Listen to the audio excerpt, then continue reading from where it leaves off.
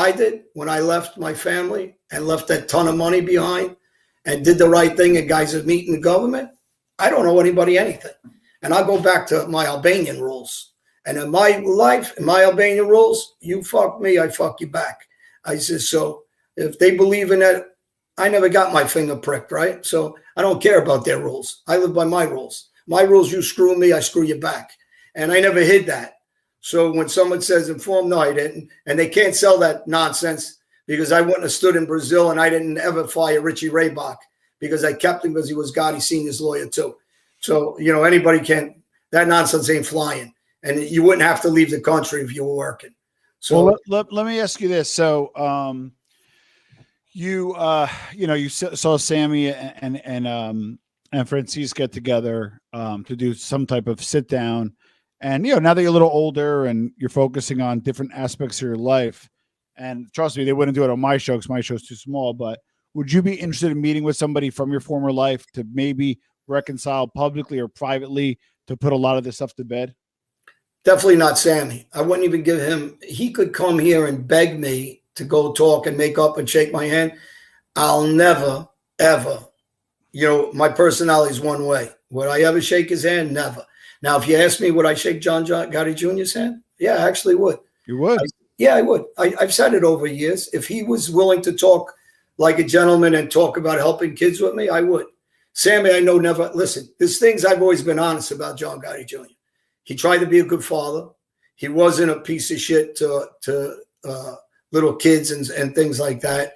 He wasn't a guy that would kill a kid, or ask me to kill a young kid. So there's things that Sammy did that I got no respect for. I didn't know Sammy. I've always told you that. I knew John. I was John's guy. Sammy was at the club. I wasn't allowed to get close with him. He was around. But with John, I wish the guy would just stop the nonsense. You know, whether we disagree or not with each other at this point, doesn't matter to me. I mean, I really don't care. I got my life in a different direction. I'm not like everybody else. I can do what I just did, change my life, move on. I'm capable of doing that. I don't exist because of the mob. A lot of these guys, they don't know anything else and they're not capable of moving on. They're not intelligent enough. Me, I got a bigger picture, is to try to save some kids' lives that don't believe in this life. And it's not important to me anymore. We're both free. And he is a good father. I mean, he tries to be a good father anyway. None of us are perfect. I mean, I got a ton of problems with some of my kids too. We all do. That's what this life brings. But I wouldn't sit with Sammy after that. He's betrayed everybody in his life back and forth. So, you know, would I sit with John? Yeah, I would sit with him, honestly, without the argument. I wouldn't even get into any of this stuff. It's not important to me. I do it because guys are trying to call me a liar. So, you know what? You already fact-checked everything. There's nothing. Everything I say is 100% truth. So what about, what are they going to say? Do you feel bad about, so, you know, again, as we get older, things change. Look at things now than you did then. Did you feel bad about, now, do you feel bad about testifying against him? No, actually, I don't. I still say the same thing. He's free, I'm free, but he listen, he fired the first shot.